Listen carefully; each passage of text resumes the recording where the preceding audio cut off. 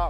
Sir, वहीं पर एक फौजी टूटे दिल के साथ देश के प्रधानमंत्री से पूछ रहा है कि आखिर आपने 8 साल में देश की इकोनॉमी को बर्बाद कर दिया, इसीलिए आपने अग्निवीर को लाया। आज वो सिपाही का दिल टूटा हुआ है जिसने अपनी जवानी चीन और पाकिस्तान के फौजों के खिलाफ आंखें डालकर खड़ा हुआ था। आपने इकोनॉमी को बर्बाद कर दिया और अग्निवीर देश के नौजवानों को मुखद्दर बनाकर देश की सुरक्षा से आपने खिलवाड़ किया है। पेंशन धारकों की पेंशन रिवीजन के लिए एक बार फिर गूंज उठा संसद। जी हां, असदुद्दीन ओवैसी के द्वारा 1 रैंक 1 पेंशन को लेकर बड़ा मुद्दा उठाया गया है, क्योंकि सरकार क्यों नहीं चाहती आखिरकार 1 रैंक 1 पेंशन रिवीजन हो। जब सुप्रीम कोर्ट ने आदेश दे दिया है तो फिर मोदी सरकार पेंशन रिवीजन करने में आनाकानी क्यों बरत रही है, इतनी लेट लतीफी क्यों बरत रही है। जी हाँ, यहाँ पर असदुद्दीन ओवैसी ने मोदी सरकार को निशाना साधते हुए कहा कि अगर अर्थव्यवस्था मजबूत है तो सरकार 1 रैंक 1 पेंशन क्यों नहीं देती।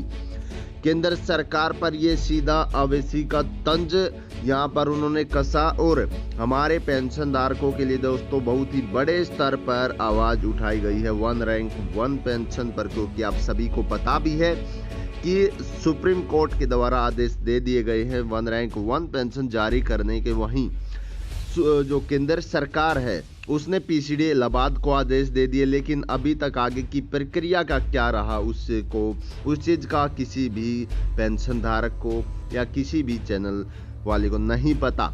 तो आखिरकार अब 1 रैंक 1 पेंशन को लेकर बिल्कुल सही मुद्दा उठाया गया है और 1 रैंक 1 पेंशन जल्द से रिवाइज करनी पड़ेगी केंद्र सरकार को।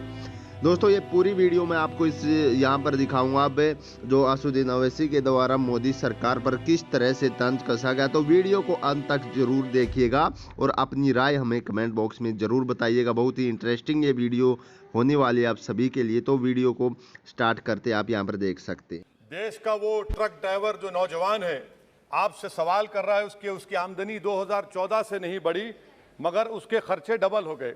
देश का वो प्लम्बर मोदी सरकार से सवाल कर रहा है कि वो 2 साल से बेरोजगार है, कोविड-19 से कर्जों में डूब चुका और एक गैस का सिलेंडर भी खरीद नहीं सकता। मोदी सरकार से देश की 50% आबादी जो नौजवानों की है वो उससे सवाल कर रही है कि हम 50% तो हैं मगर 28% बेरोजगार क्यों है, आपने हमारा मुखद्दर बेरोजगार क्यों बना कर रख दिया।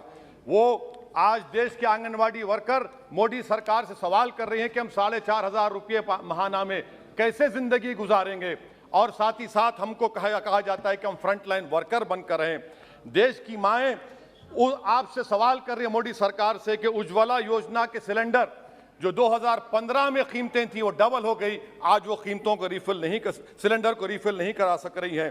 सर, वो आज गरीब घरों की महिलाएं देश के प्रधानमंत्री से सवाल कर रही हैं कि जो कॉस्ट ऑफ बेसिक ग्रोसरीज था वो 68% इजाफा क्यों हो गया, मोदी सरकार को उसकी खबर है या नहीं। आज इस देश का मजदूर मोदी सरकार से सवाल कर रहा है कि 2015 से उसकी तनख्वाहों में सिर्फ 22% इजाफा हुआ है मगर price of essential food item से 50% इजाफा हुआ है। सर, देश का गरीब जो आज भूखा सो रहा है वो देश के प्रधानमंत्री मोदी से पूछ रहा है कि मैं रात में और मेरे बच्चे भूखे सोते हैं मगर देश में 215 बिलियनर पैदा हो गए, कब तक गरीब का पैसा बिलियनर को जाएगा, वो गरीब मोदी सरकार से सवाल कर रहा है। देश का नौजवान मोदी सरकार से सवाल कर रहा है कि मैं खेतों में काम कर रहा हूं, मेरी तनख्वाह में इजाफा नहीं होता और मेरी उसमें इजाफा होता है। PLFS सर्वे कहता है कि 42% से आज 45.6% नौजवान खेतों में काम कर रहे हैं। क्या मोदी सरकार जानती है कि नरेगा में फाइनेंशियल ईयर 22 में 8 महीने में 90 मिलियन लोग काम कर रहे हैं। क्या यह इकोनॉमी अच्छी है या इकोनॉमी की बर्बादी को बताता है?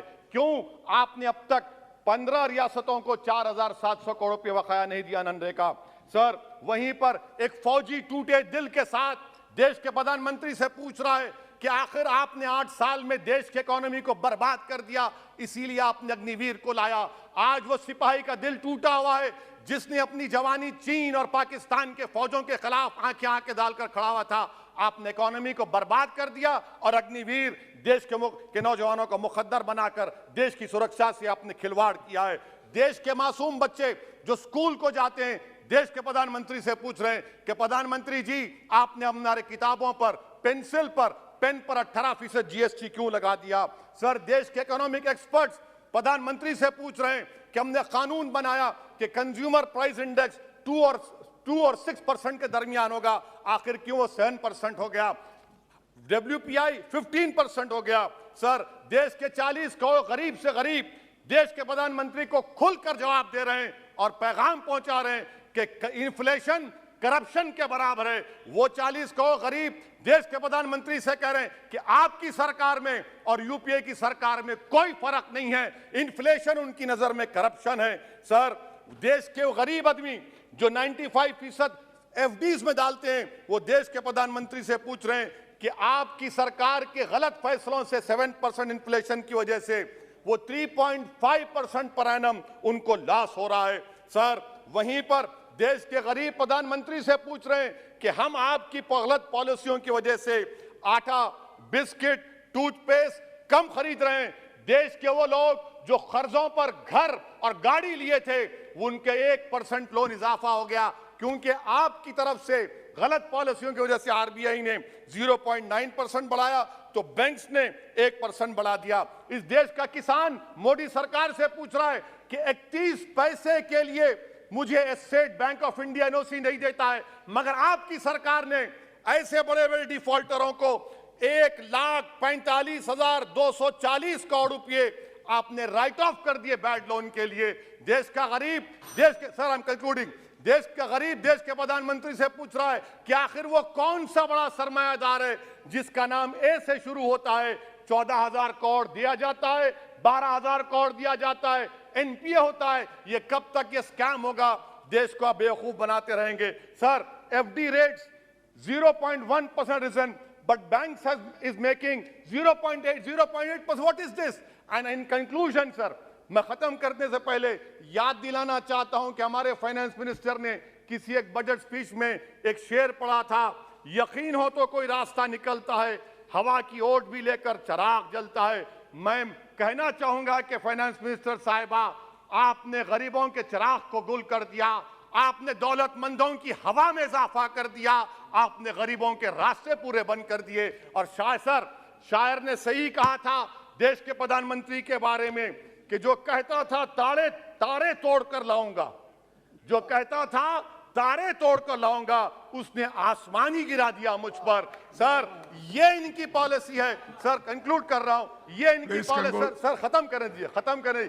ये मोदी सरकार की पॉलिसी है। देख लीजिए सर, सिर्फ 50 एमपी बैठे, इनको प्राइस राइज से मतलब नहीं है, मगर देश की जनता का आक्रोश समझिए, गुस्सा समझिए।